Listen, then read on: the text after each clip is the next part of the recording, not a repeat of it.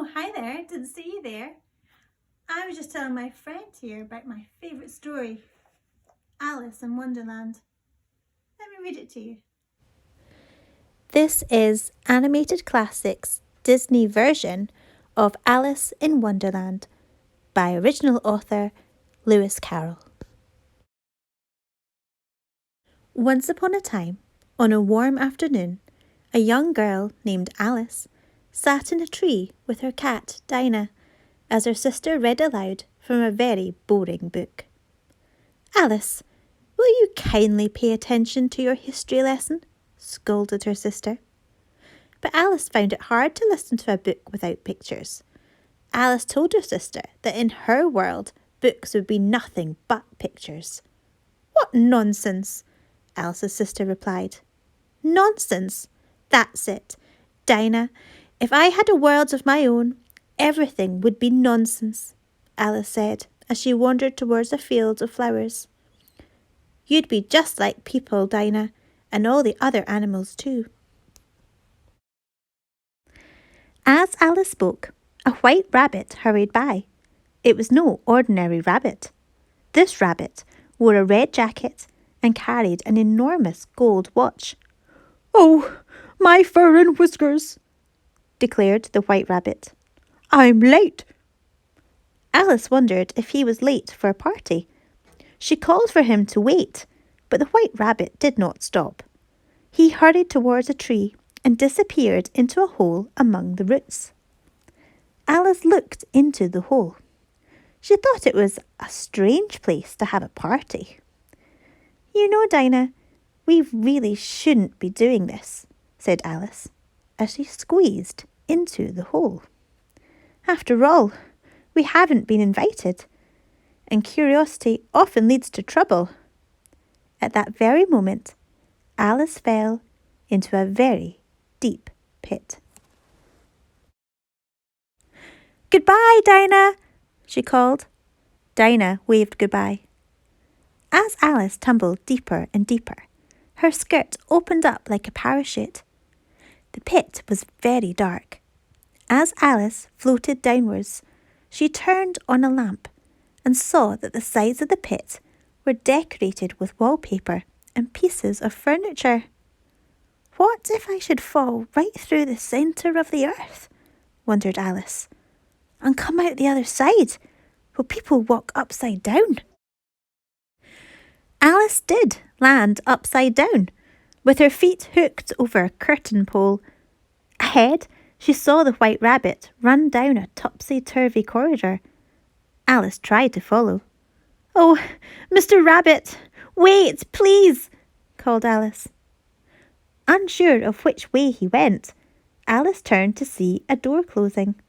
She opened the door, only to discover that behind it lay a smaller door. Behind this door was an even smaller door, followed by another and another. Once Alice had opened all the doors, she squeezed through. "Curiouser and curiouser," she wondered aloud. Alice had crawled into a room with yet another door at the end. When Alice took hold of the doorknob, it let out a mighty cry. "Oh, I beg your pardon," said Alice. Alice told the doorknob that she wanted to go through to find the white rabbit, but the doorknob said that she was too big. He suggested she try the bottle on the table. Alice hadn't remembered seeing a table, but suddenly one appeared. On top of the table was a bottle labelled "Drink Me." When Alice took a sip, she shrank. She took another sip and shrank again and again until she was just the right size. Alice reached for the doorknob, but found it was locked. The key was high up on the table, out of her reach. "Whatever will I do?" asked Alice. The doorknob told her to try the box of little cakes that had appeared at her feet. The cakes had the words, "Eat me," written on them. Alice took a bite. Alice Alice grew so quickly that her head crashed into the ceiling. Now Alice was too big. She feared she would never get out of the room. Alice started to cry. "I just can't stop," sobbed Alice as her tears filled the room. "Oh, look! The bottle!" cried the doorknob as the little bottle floated past. Alice took a sip and shrank so small that she tumbled into the bottle. Alice bobbed along on her sea of tears and slipped through the keyhole of the door. On the other side, Alice floated upon an ocean inhabited by strange creatures. The first creature Alice saw was a dodo sailing aboard another bird. Next came a parrot, an owl, and a pelican drifting upon a log, followed by a team of lobsters doing backstroke. "Please help me," cried Alice as they passed. But no one did. Alice washed up on a beach where she found the dodo and the other creatures dancing to dry off. Alice joined in until she saw the white rabbit float to shore in an umbrella and dart into the forest. She tried to follow, but she quickly lost sight of him. Alice searched a clearing. She soon discovered two short men, Tweedledum and Tweedledee, were following her. Tweedledum and Tweedledee wanted Alice to play games with them. To stop her from leaving, they told her a tale about a walrus and a carpenter who led a group of curious baby oysters to a seafood shack with the promise of something to eat. In the shack, however, the walrus did not feed the oysters, but fed on them instead, leaving none for the carpenter. Alice thought the story was very sad. Encouraged, Tweedledum and Tweedledee began another. While they were distracted, Alice snuck away. "Now, I wonder who lives here," said Alice, as she approached a pink and white cottage. All of a sudden, the white rabbit hurried out of the house. "What are you doing out here?" the white rabbit asked Alice. "Go, get my gloves. I'm late," he cried, pointing to the cottage. Alice did as she was told. Inside the cottage, Alice found a pot filled with cakes marked "Eat me," "Take one," and "Try me." "Don't mind if I do," said Alice, taking a bite. Alice grew so big. Her arms stuck out of the windows, and her legs stretched out through the doors of the cottage. "Help! Monster!" cried the white rabbit. He ran to get help. The white rabbit returned with the dodo. The dodo suggested they pull Alice out through the chimney with the help of a lizard with a ladder. As luck would have it, at that moment, Bill, a lizard with a ladder, passed by. The dodo asked Bill to climb down the chimney and pull out the monster. Bill agreed, but changed his mind when he saw Alice peering through the window. "Monster? Ah!" cried Bill. The dodo convinced Bill to try again by saying it could make him famous. He pushed Bill down the chimney, but soot from the chimney made Alice sneeze. Her giant sneeze blew Bill back up the chimney and high into the sky. With Bill gone, the dodo suggested they burn the house down. Alice needed to think quickly.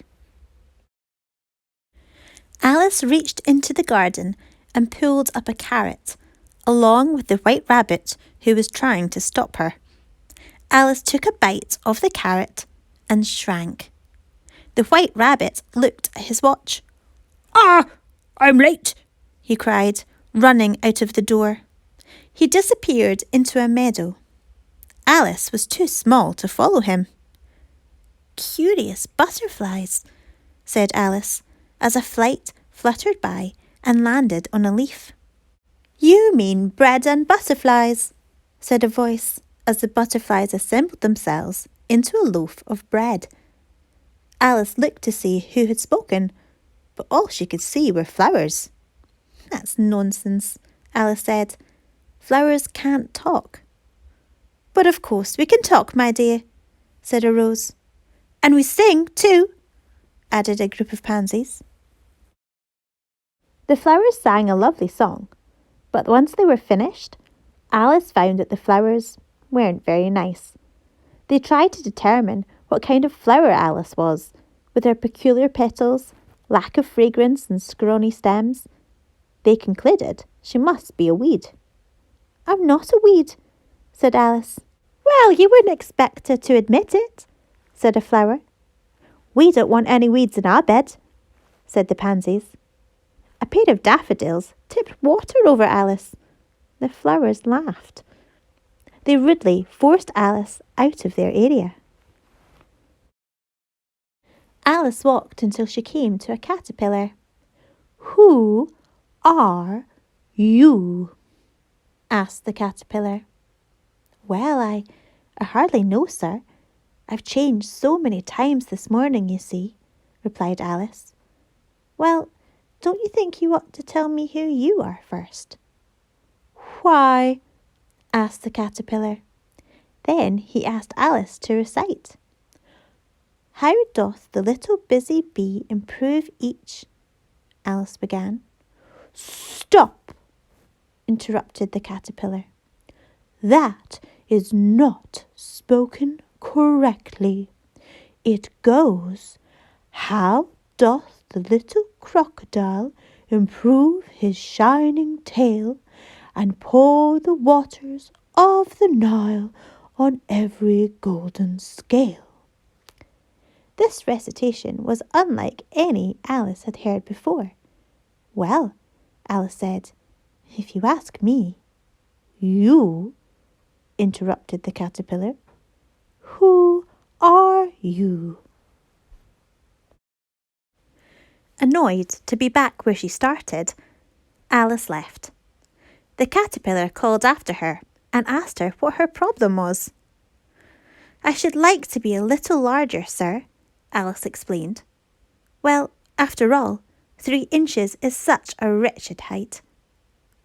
"I am exactly 3 inches high, and it is a very good height indeed," the caterpillar shouted before transforming into a butterfly.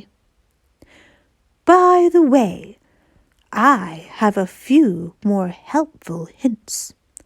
One side will make you grow taller," he said, "and the other side will make you grow shorter." Alice looked down. She was sitting on a mushroom. She broke a piece from each side of it and took a bite from one of the pieces. Alice grew through the treetops, dislodging a bird's nest along the way. "A serpent!" cried the bird, seeing Alice's long body. "Help! Help!" "But I'm not a serpent," cried Alice. Alice took a bite from the other side of the mushroom and shrank. The bird and the nest fell through the air. The bird stretched out her wings to catch her precious eggs. Once again, Alice found she was too small. She licked the mushroom in her right hand and grew slightly. "There, that's much better," she said, happy with her size. Alice put the leftover mushrooms in the pockets of her apron. Then Alice heard singing. She looked to see where it came from. "Lose something?" asked the voice. Alice turned to see a wide smile without a face. Alice watched as the rest of the creature appeared. It was the Cheshire Cat. Alice asked the Cheshire Cat which way she ought to go. "Well, that depends on where you want to get to," said the Cheshire Cat. "Oh, it really doesn't matter as long as I—" said Alice. Then it really doesn't matter which way you go, replied the Cheshire Cat. Oh, by the way, if you'd really like to know, he went that way. Who did? Asked Alice. The White Rabbit, replied the Cheshire Cat. Alice was excited to hear about the elusive White Rabbit, but soon she found herself talking in circles once again. The Cheshire Cat suggested that she ask the Mad Hatter and the March Hare for more information. But I don't want to go among mad people, said Alice. Oh, you can't help that. Most everybody's mad here. You may have noticed that I'm not all there myself, said the Cheshire Cat, as he disappeared. Alice walked towards a curious-looking cottage. In the cottage garden, she saw a table set for tea. At the table, the Mad Hatter and the March Hare sang and wished each other happy unbirthdays. When they'd finished, Alice clapped. They explained that they were celebrating their unbirthdays, which was what you celebrated on all the days that weren't your actual birthday. It was Alice's unbirthday too. The Mad Hatter was delighted. He removed his hat to reveal an unbirthday cake with a candle already lit. When Alice blew out the candle, the cake soared into the sky and erupted into a shower of sparks with a sleepy dormouse at the centre. And now, my dear, something seems to be troubling you. Won't you tell us all about it? The Mad Hatter asked. Start at the beginning, said the March Hare. Alice told them it all started when she was sitting on the river bank with Dinah, her cat. On hearing the word cat, the dormouse ran up the table, causing a mess. The Mad Hatter and the March Hare ordered Alice to put jam on the frightened dormouse's nose. When she did, the dormouse fell asleep. The Mad Hatter posed a riddle, but before Alice could solve it, she was interrupted yet again. Alice was frustrated.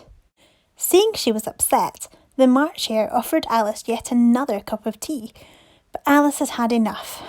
Well, I'm sorry, but I just haven't the time, Alice said as she marched away.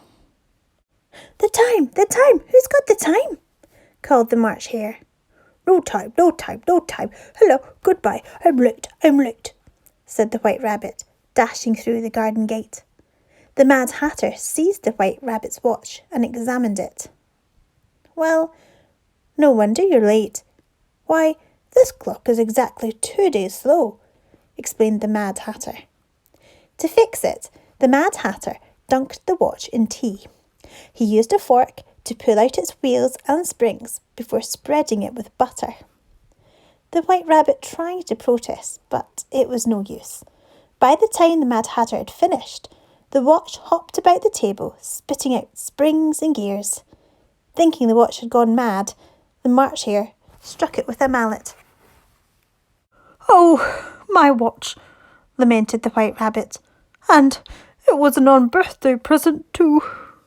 Delighted, the March Hare and the Mad Hatter wished him a happy unbirthday and tossed him out of the gate. Alice tried to follow the White Rabbit, but he was nowhere in sight. Alice wanted to go home. She walked into the dark forest. Curious, I don't remember this, said Alice, reading a sign. As she spoke, set after set of glowing eyes appeared in the darkness. A pair of bird-like glasses stepped forward and hopped into Alice's shoulders. It covered her eyes with its lenses. No, please, Alice said. No more nonsense. The woods were filled with strange sounds and odd-looking creatures. It was getting dark, and nothing looked familiar. It would be so nice if something would just make sense for a change, said Alice. Alice waited as birds with hammers for head nailed up a sign. Don't step on the mome raths, Alice read. Alice looked down to see a group of fuzzy-headed creatures. The creatures pointed towards a path. Oh, thank goodness, Alice said. She hurried down the path and through the forest. I just can't wait till Oh, Alice gasped as a broom-faced dog swept away the path ahead. "Oh dear, now I shall never get out," said Alice. "Well, when one's lost, I suppose it's good advice to stay where you are until someone finds you." Alice wept. She realised if she had taken her own advice earlier, she wouldn't be lost in the forest. As Alice sobbed, the strange birds of the forest cried with her before fading into the darkness. Then a crescent moon rose into the sky and transformed into a grin. It was the Cheshire Cat. Alice told the Cheshire Cat that she wanted to go home, but she couldn't find her way. "Naturally, that's because you have no way," said the Cheshire Cat. "All ways here, you see, are the Queen's way." The Cheshire Cat told Alice that she must meet the Queen. "She'll be mad about you, simply mad," he said with a laugh. He pulled on a lever-like branch and opened up a door in a tree. Alice stepped through the doorway and into a garden maze. Through a gap in the hedge, Alice saw playing cards using red paint to change the colour of the white blooms of a rosebush. The cards sang as they worked. Alice joined them. Suddenly, there was a fanfare. "The Queen!" shouted the playing cards before grovelling. The White Rabbit ran towards them. "Her Imperial Highness, Her Grace, Her Excellency, Her Royal Majesty, the Queen of Hearts," he announced. The Queen of Hearts walked forwards carrying a heart-shaped sceptre. A small figure stepped out behind her and gave the White Rabbit a tap on his shoulder. "And the King," sighed the White Rabbit. The Queen looked about her garden and marched towards an unevenly painted rose. She demanded to know who was responsible for painting the flowers. Each card claimed it was the other's fault, but the Queen didn't want to listen. Instead, she yelled, "That's enough! Off with their heads!" Alice begged the Queen to spare the card soldiers. "And who is this?" demanded the Queen. Once she realised Alice was a little girl, the Queen instructed Alice on how to behave and told her to always say yes. "Yes, Your Majesty." "Now, where do you come from and where are you going?" asked the Queen. "I'm trying to find my way home," explained Alice. "Your way? All ways here are my ways," roared the Queen. "Do you play croquet?" As soon as Alice confirmed that she did, in fact, know how to play, the game began. A stack of cards shuffled and dealt themselves into the field and bent into wickets. For a mallet, the Queen selected a green, long-legged bird. For a ball, the White Rabbit put down a hedgehog. It was the Queen's turn first. She swung her mallet and missed. To help, the King encouraged the hedgehog to run. The cards scuttled around so the hedgehog made its way through each wicket. The crowd cheered. This was not a fair game for Alice. The Queen took a second turn. The cards moved to ensure that the hedgehog rolled through each hoop, but one card was too slow. "Off with his head!" shouted the Queen. When Alice's turn came, her pink bird would not cooperate. Alice tried her best. She made her shot, but the wickets moved out of the way. Alice's hedgehog didn't make it through a single one. On the Queen's turn, the Cheshire Cat appeared, sitting on the Queen's back. "I say, how are you getting on?" the Cheshire Cat asked Alice. "Not at all," replied Alice. The Queen demanded to know who Alice was talking to, just as the Cheshire Cat disappeared. The Queen warned Alice not to make her lose her temper. "You know, we could make her really angry," the Cheshire Cat said as he reappeared. "Shall we try?" Alice begged him to stop, but the Cheshire Cat hooked the Queen's mallet beneath her dress. When the Queen took her swing, her mallet tipped her head over heels. "Someone's head will roll for this," the Queen roared. She pointed at Alice. "Off with her!" "But consider, my dear, couldn't she have a trial first?" interrupted the king. The queen ordered the trial to begin immediately. In the courtroom, the White Rabbit listed the lengthy charges against Alice. The first witness called was the March Hare. The king asked the March Hare what he knew. "Nothing," replied the March Hare, stirring his tea. The queen demanded the jury write that very important information down. The second witness was the Dormouse, who was sleeping inside his teapot. "What have you got to say about this?" whispered the queen.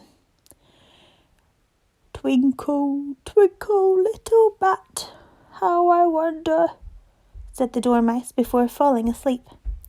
The queen demanded the jury write this down too. The third witness to be called was the Mad Hatter. The Mad Hatter told the king that today was his unbirthday. "Why, my dear," the king said to the queen, "today is your unbirthday too." Delighted, the Mad Hatter rolled out a tea cloth with several teapots and a large cake. When the queen blew out her candles, the cake turned into a gift with a crown inside. The queen placed the crown on her head. Alice watched the crown transform into the Cheshire Cat. "Look, there he is now," said Alice, pointing to the cat. "What?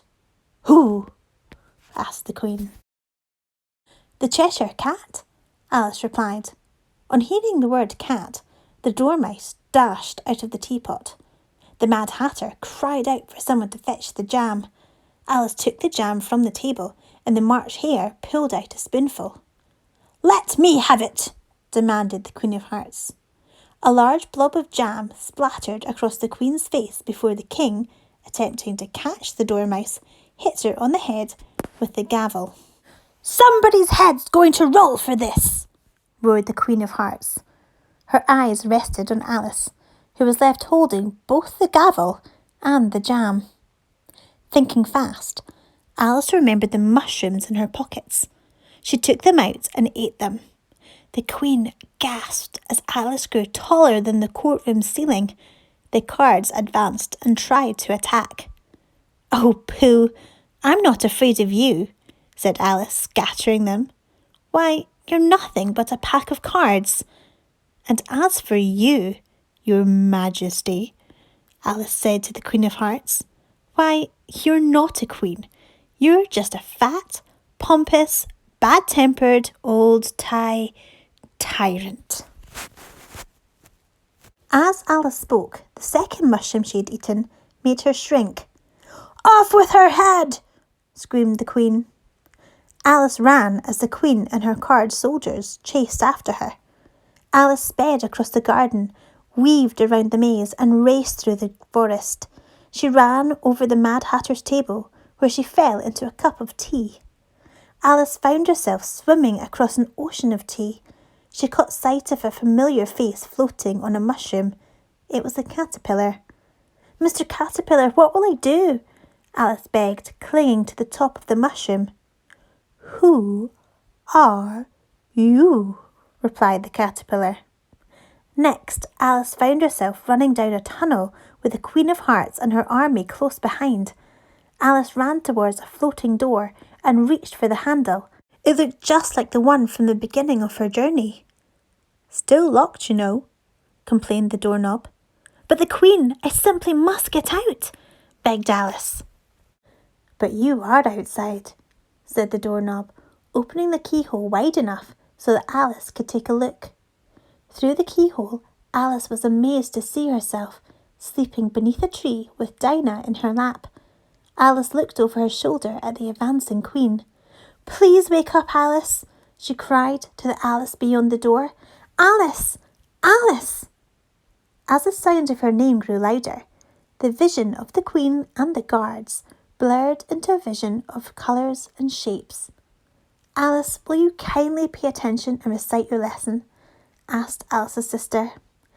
Alice woke up with a start. She spoke the recitation taught to her by the caterpillar. How doth the little crocodile improve his shining tail and pour the waters of, said Alice. Her sister thought she was talking nonsense. Oh, well, come along. It's time for tea, Alice's sister said. Alice gathered up Dinah and followed her sister home. Alice, Dinah, and her sister, and the White Rabbit, lived happily ever after. The end.